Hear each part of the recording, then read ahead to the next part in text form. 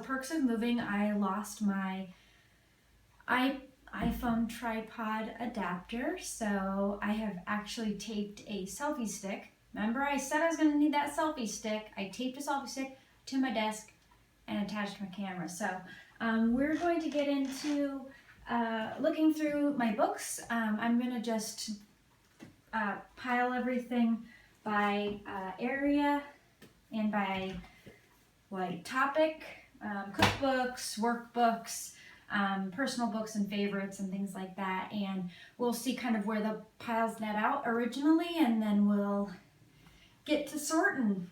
Okay, let's go.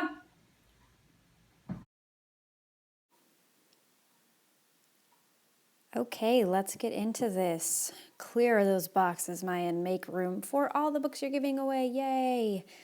So I really kind of focused on giving stuff away, which are books that I know a lot of my teacher friends would like to have. So I focused on a pile for those, a pile that I was keeping, and then a pile for Ryan for his kind of other teacher resource books, because I do want him to have them. I kind of came to that realization. But I do have a garage sale pile, this kitty coloring book. It's Cats in Paris. Ryan got it for me for my anniversary, and I'm giving it away. Ooh, what can you do? We pick up a lot of like children's books at garage sales for Ryan's future classroom, so I definitely don't want to give any of those away yet. Sorry, you kind of have to watch me bend over to get into all these boxes. Awkward. I do think that picking up every single book really does help. It forces you to pick up and hold it and see the weight of it and really understand whether or not it's bringing you joy. Like Le Mot à Tout, you need that book if you love it like I do. Like I just need that copy. I can't help it. A lot of these books are Ryan's resource books, super heavy, super clunky, takes up so much space, but I do want him to have them, so I'm keeping them for him because I love him. I'm hoping to get a really cool new bookshelf. We saw some cool ones at IKEA this weekend, but I wanted to measure, and I kind of want to like keep moving my office around a little bit until we purchase it. And if we talk a little bit about the KonMari process and what she says about books, it's okay to let books go that you didn't read, you bought but you didn't read, or someone gave you and you meant to read, because honestly, everything that you keep like that, from books to clothes to, jewelry, that just brings you down because even subconsciously without realizing it, if it catches your eye, if that book on the shelf catches your eye, you're going to feel guilt. You're going to feel guilt for not reading it in the time that you wanted to read it. Maybe even feel even after you read books can have like really profound impacts on people. I loved the book A Little Life. It's one of the best books I've ever read in my life.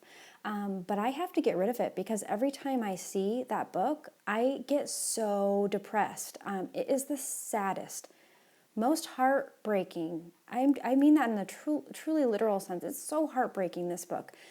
Even though it's my favorite, I have to let it go because I can't have it on my shelf because it elicits this visceral response from me. And all of those books that you don't read or that just are sitting on the shelf, those are eliciting responses whether or not you realize it or not. The same goes with clothes and everything like that, like I said. So it's just really important to pick up every book, to hold it, to say goodbye to it, thank it for coming into your life, even if you couldn't make time for it. That making time for something is a decision.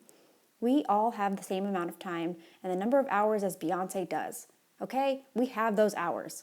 But what we choose to do with them really kind of defines who we are. So if you don't want to read the book Thrive by Arianna Huffington because your mom gave it to you, and even though everyone says it's really good, you can let it go. It's okay. It's okay. And that's what this whole process is just, it's so freeing and so nice. And yes, if you do have to get rid of some things that you love or that you don't want to get rid of things that you love, but if you get rid of things that you don't need, it just opens your rooms up. deletes all this clutter from your life. It's an amazing feeling.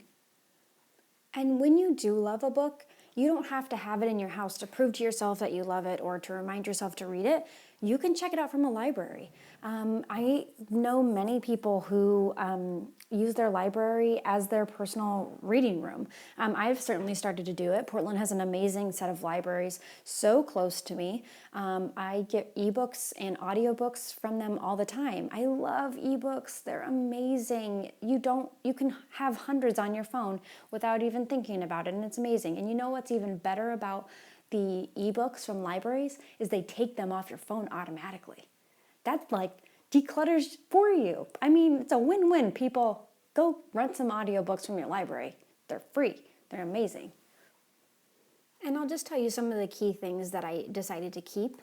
I kept some cookbooks. I think I have 4 cookbooks, and then I have a stack that I've already gone through of my Blue Apron recipes for when we did that subscription service. We really liked that.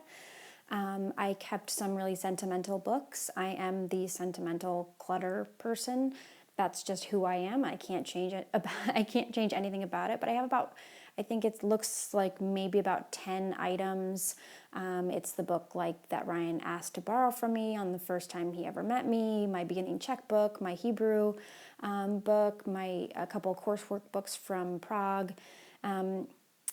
I kept some of Ryan's resource books. I kept some of his books that will go in his classroom eventually, and I kept the books that were up on the wall that I already went through that I'd used for work basically every day. Oh, and my Hamilton musical book, because duh. You know, this step was really hard for me. It certainly has taken me quite a few times going through the process to get my books right. But let your intuition be your guide. Understand where you want your time to be spent and what you want to see around your house, and focus on what brings you joy.